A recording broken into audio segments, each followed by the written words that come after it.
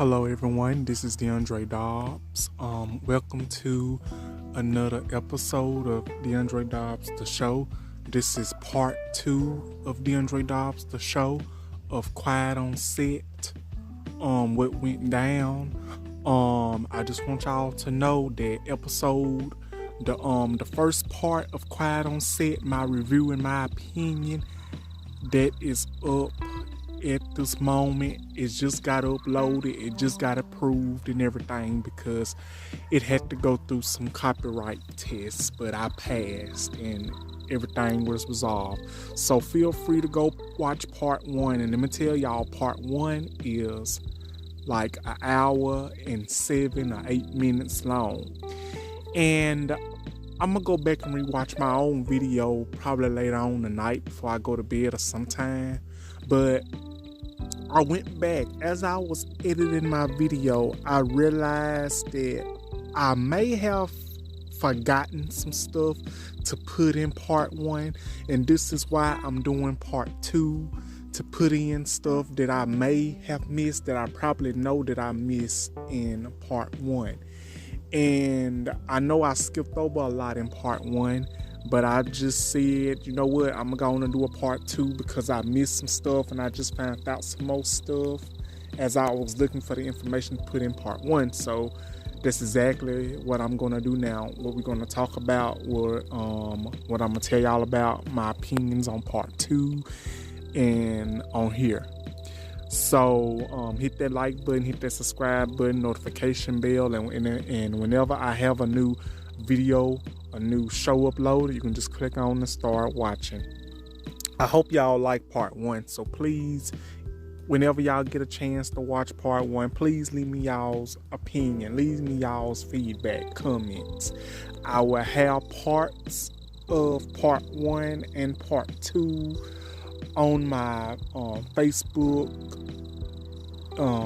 Instagram, TikTok, and the full videos is going to be on YouTube. But I just put it, my social media on Facebook and all my social media platforms that I have, so y'all can just watch sneak peeks. But y'all are more than welcome to go on my YouTube channel, which is DeAndre Dobbs the Show, and watch the full videos or any video. So I'm fixing to go ahead, and we fixing to go ahead and get started. Okay, here we go. So I just wanted to say this. I've missed some stuff in part 1, and the stuff that I missed in part 1 was Josh Peck.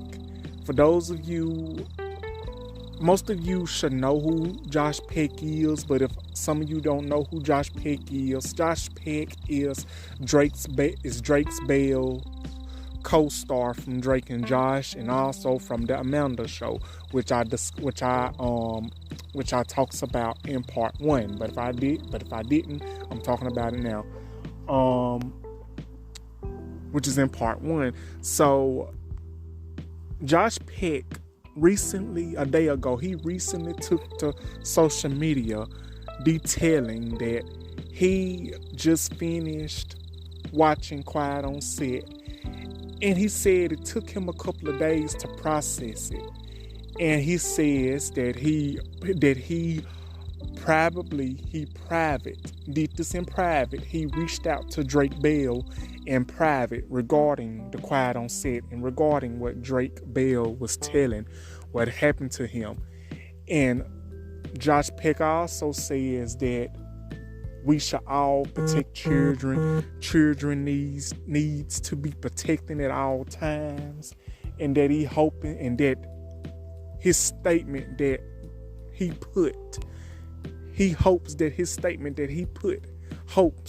it helps the survivors and the actors and the actresses that went through that, the writers that went through that, the producers that went through that, anybody that worked with Dan's signature that went through that. And I can honestly say, and this is just my opinion, from what I've read a couple of days ago, or for what I read a day ago, it is said, that Josh Peck, this is just me, it's like he didn't believe Drake at first when I guess when Josh was receiving the news about what Dan Signature has been doing to all these actors and actresses when they were kids, and it got to Josh. He basically at first he did not believe Drake. He did not believe Dan Signature was doing all this stuff. So basically at first it was like he was basically defending Dan Signature. Josh Peck was. It's kind of like at first he was defending this man for his actions and allegations that he was going through and going against that he did. And Josh responds with like, that's just Dan, he's just a powerful worker. No. You don't be no powerful worker going around messing with all these kids inappropriately.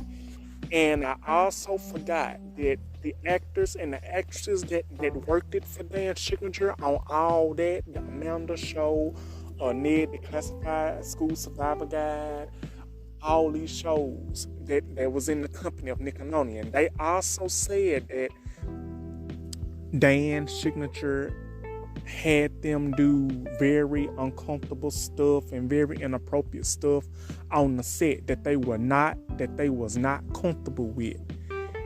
And it made them feel so violated and it made them feel so disgusted, which I can understand because in my mind, that would really make you feel some type of way. So I understand where those kids is coming from. But back to Drake Bell and back to Josh Peck. So Josh Peck also says that he hoped his statement reaches out to the survivors of the documentary, and he's sorry that they had to go through that, and we must protect the children. Children must be protected at all costs, and that he reached out to Drake. And I realized that it's some stuff that I forgot to include in episode 1 of my video, part 1, that I did not mention, but I'm going to mention in part 2. But let me tell you, part 2 is not going to be as long as part 1. And for those of you that's probably going to be looking for pictures, I'm not going to put but 1 or 2 pictures up. Probably just 1 picture, and that might be just the logo of Quiet on Set, because I really don't feel like going through all that again, but I will, because it's no problem. I'd rather for y'all to understand, but I will put the statement up. As you see, I will put the statement up of what Josh Peck has said about his opinion and his him breaking the silence up on Quiet on Set. And I'm gonna tell you something else. Josh Peck did a podcast, and he had one of his co-stars. I don't know if they was co-starring together. He had a co-star, Jeanette McCarthy. For those of you that don't know who Jeanette McCarthy is, she played on, like I said in episode 1 of my video, she played in iCarly alongside Miranda Cosgrove. She played in Sam and Cat and everything. So basically, Josh Peck had her on his podcast. They did a podcast together, and basically they was going on back and forth about the industry and the situation with Nickelodeon, I'm thinking. And so Jenny McCarthy, if I'm saying it right, she basically was telling Josh her truths and what was really going on with the producers and everything, which I believe her, because this is more than once I've heard this, and she even put it in her book that she had wrote a couple of years ago. So basically Jenny McCarthy, she was basically telling Josh about the producers and what they wanted her to do. She said they wanted her to do so many uncomfortable stuff with the producers and everything, and she said she wasn't doing it, wouldn't take no lump sum of money or nothing like that. She did not want that. And basically, from my understanding, Josh was basically not agreeing with Jenny McCarthy. I don't know why, but he was not agreeing with her. Basically, it kind of felt like he was trying to take up for Dan's signature, which I don't know why, because we all know from the documentary. We all know that Dan Schinger, we all know that Brian Peck.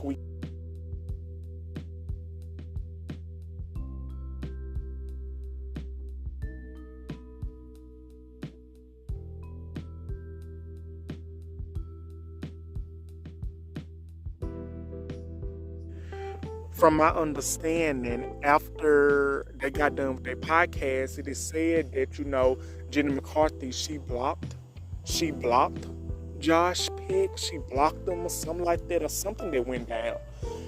And for all I know, there was that on that round. And I got something else that I want to add. Since we're talking about Jenny McCarthy,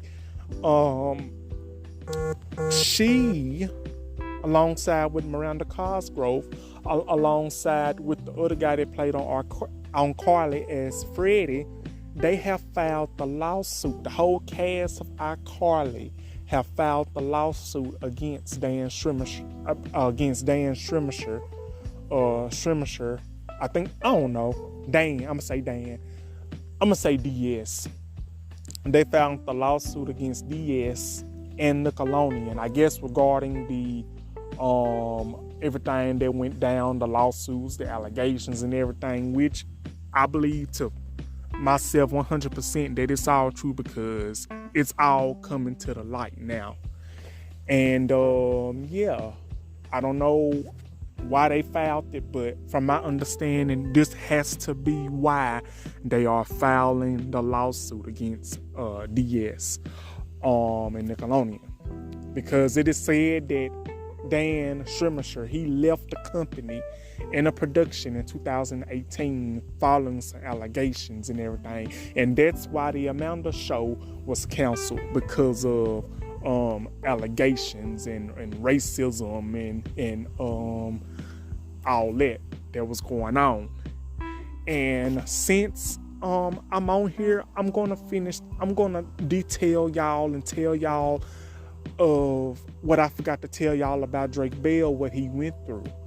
Okay, so it is said, if y'all have watched my video and if y'all have watched the documentary, you probably will hear me say that Brian Peck was telling Drake that his daddy was trying to steal all his money and his daddy shouldn't be his manager and all that, this and third. So Brian Peck telling Drake Bell this made a big old commotion, a big old bad friction go on between Drake Bell and his own daddy, because of some bullshit that Brian Peck has stirred up in the pot. And Drake Bell's mama, if she was some type of mama, she would have known to not trust that Brian Peck, because he got convicted in 2004. I don't know what her damn brain was. And my thing is this, and this is my opinion, Drake Bell was already going through a lot of stuff. He was getting sexual assaulted by Brian Peck, which was his acting coach. And it is, okay, by his acting coach, and his mama did some, I don't know, did she leave him there with Brian? Did she leave a young Drake Bell there with Brian Peck? I can't remember, but it's something like that. If I'm wrong, if y'all know and remember, please put it in my comments and let me know, because that is crazy. Because it's basically like Brian Peck was telling Drake stuff, and Brian Peck was telling the mama stuff. So it's basically like, it's kind of like two mixed up situations in that manner. So it's kind of confusing. And another thing, since we're on Brian Peck, I forgot to put this in. It is said, I can't pronounce his name, Lenio DiCaprio. I'm gonna say this, y'all should know who I'm talking about. Lenio DiCaprio, he worked it with Brian Peck too. And it is said the reason that Brian Peck might have did this stuff, which that's no excuse, and it is said that Brian Peck was a gay man. which that's no excuse. That does not give him the right to try to do anything sexual to any child or any young person in the industry or ever in life. That's no excuse, and that's sickening. That is crazy that you will do some pedophile stuff like that. And it is said that Brian Peck, what he will do, because it is said that he did this to Lenny DiCaprio. Brian Peck will put his hands on his student's shoulder. He did this to Lenny DiCaprio, and he did this to Drake more than once. Now, he really did it to Drake Bell. He will put his arm around Drake, and it is said that he will put his Brian Peck will put his hand around Drake's Bell's hip and waist and everything. And it is saying that his daddy did not trust Brian Peck, which I don't blame his daddy. And it is said, that his daddy was watching Brian Peck like a hawk, because it's obviously, and it's 100% sure and true that Drake Bell's daddy knew what Brian Peck was all about. So when Brian Peck got convicted and went to prison or jail or whatever, I don't feel sorry for this dude. I don't, because he deserves to go through what he's going through because of that heinous stuff he did to Drake. And that's no excuse. And I think it is said he went to jail because Drake really came forward. And let's talk about this. Drake Bell was literally in tears talking about this situation in the interview. And he asked the interviewer, he was like, okay, let's do this. You tell me how you will feel and what you would do if somebody was sexual assaulting you. If you was getting sexual harassed or something like that. I watched it, and it kind of, I'm gonna backtrack my words, and it kind of makes sense now why Drake Bell might have did what he did, which was sad as well, which that shouldn't have been done as well. That kind of explains his situation a little bit, but I'm not excusing it though. That kind of explains his situation, what he did. And this young man, he been going through this for a very, very, very long time. And this was eating him up inside. And I really feel so sad for Drake. I feel so sad for those that went through that. And everything that, transpired on that set and in that company. I feel like I need to say something else because I feel like it's on the tip of my tongue, but I can't remember, but it's on the tip of my tongue. I just don't know what it is. Let me see. It'll come to me. Oh, Lord. It'll come to me. It will come to me. Hold on, y'all. It'll come to me. Okay, I talked about Drake Bell. I talked about the Josh Peck situation. I talked about that. Oh, yeah, this what it is. And it says that Dan Schumacher, or Snyder, I don't know, Dan Schumacher, he denies that he is not over the pay rate. He is not over the salaries. He is not over the writers not getting paid and the money and all that.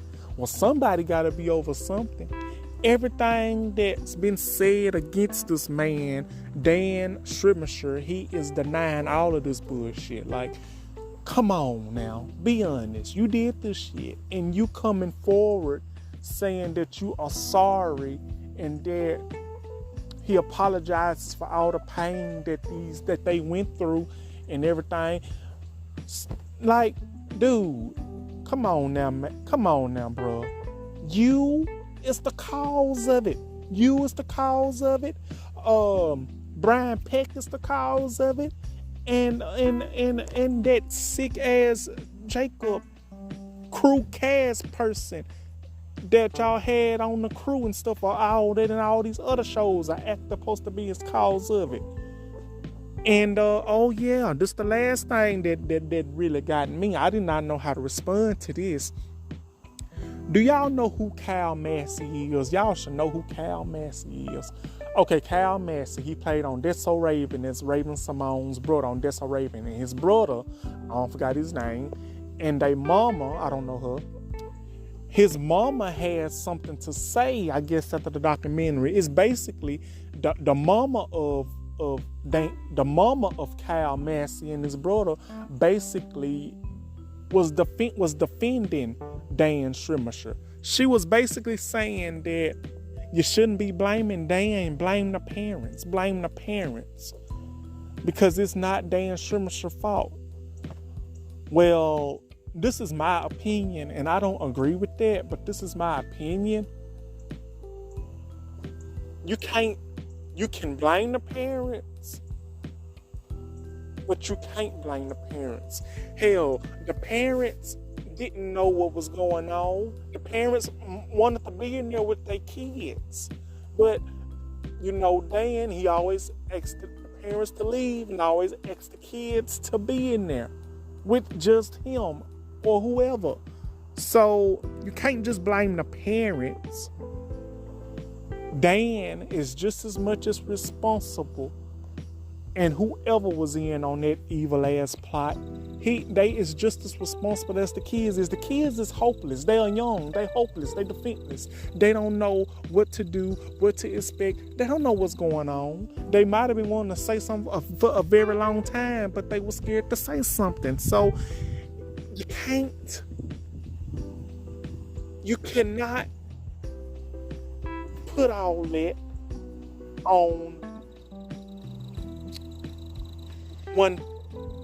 You can't put that all, I don't know, like that. You know what I'm saying? I don't know. I'm just gonna leave it like that. But it is crazy, y'all. It is crazy. So I had to put that in because I had to get this off my chest because it was burning me, and I had to make a part 2. So this is gonna be my part 2, y'all. So I hope y'all enjoy. Like, comment, subscribe, and let me know what you guys think of part 1 and part 2. I'm finna go on and get part 2 edited, and please let me know what y'all think. Thank y'all for watching. I love y'all, and y'all have a wonderful Friday. Have a wonderful day.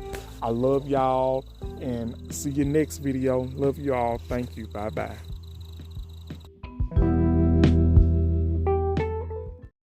Systems of patriarchy and how they not only harm women and children, but how those systems are upheld by women. This is an example of that. It is a choice to come out loudly and proudly in support of a PEDO. It's another thing entirely to come out in support as he is going through his own exposure while your son was also exposed for certain activities with underaged minors. It's another conversation entirely to ask where the parents are and understand the parental involvement or lack of involvement that sometimes fosters or creates the conditions necessary for these things to happen. However, to thank someone who has harmed children, to thank them for the opportunities that they have given your son, assuming that they haven't harmed your son, is just so, it's unconscionable. Is she being paid to say this? Is this just her general disposition and pick-me behavior? This is what happens when you put the individual above the community. It is rife in these systems where people exist in scarcity mentality, like Hollywood, where you have to eat and cannibalize each other for you to eat, for you to feel successful, or at least a lot of people adopt that mentality to thinking, again, that fosters the conditions for these things to happen. It's easy to blame the parents, but it's not just the parents. It's on the people who were also on that set that stood by silently as weird things were happening. It's not only Hollywood. That's not the only industry that exists with that level of scarcity mentality where people are thinking about themselves and how they're going to get ahead, existing in that scarcity mentality where it's a dog-eat-dog environment. Any type of environment where there is a disproportionate amount of power in one person's hands, you see these conditions. When one person has the ability to make or break another, that's what happens here. I am shocked that as a mother, she would come out and say this. And I just really wonder what her thought process was in sitting here and typing this up. This obviously, which took a lot of work with the different colors and size of the fonts and emojis. This was a choice, and I don't know if it was a choice that was bred from a lack of morality or a lack of options, a perceived lack of options and scarcity mentality. But no amount of money could ever or should ever make anyone feel so comfortable to get on the internet or at all and publicly defend a PEDO who has assaulted multiple children. That is a choice. A few weeks ago, there was a Hey y'all, almost forgot. I did forgot to add this opinion and this thought in of what Cal Massey and his brother Chris Massey mama said about Dan's signature allegations. Basically, if y'all remember when she was saying that she would like to thank Dan Signature for giving her sons an opportunity and for letting them be on the show and for letting them live their dream or whatever. And the video that I just watched, it got me thinking, was she paid to say this? Or is she just saying this because her children did not get tampered with? The thing is, just because your children did not get tampered with and others did, and others had to pay the price, and others had to suffer all that crazy touching and situations that went on that set and off the set regarding Dan's signature and others, you saying don't blame Dan's signature, it's not his fault, blame the parents. But you also, like in the video I just watched, but you also got peoples that was also on the set. You got grown-ups that was on the set. You got peoples that were older on the set, good at age on the set, watching this stuff happening, knowing that this stuff was happening, and they didn't do a thing to lift a finger. Didn't open their mouth, didn't say nothing. So my thing is, don't say blame the parents. You can't blame the parents. The parents isn't the only responsibility. It's the peoples on the set that know what this man is made of, what he's all about, that he was doing this and that to them kids. So that is some crazy, crazy, crazy thing to say. Like, it's like, I don't know what made her getting the thought to say this, but that's a choice. It's a choice for you to agree and go along with a PEDO, a pedophile that has done so much and created so much chaos in this situation. Makes me think she might be sleeping with him. Hell, we don't know, but I think that's crazy. Like, this makes me feels and say that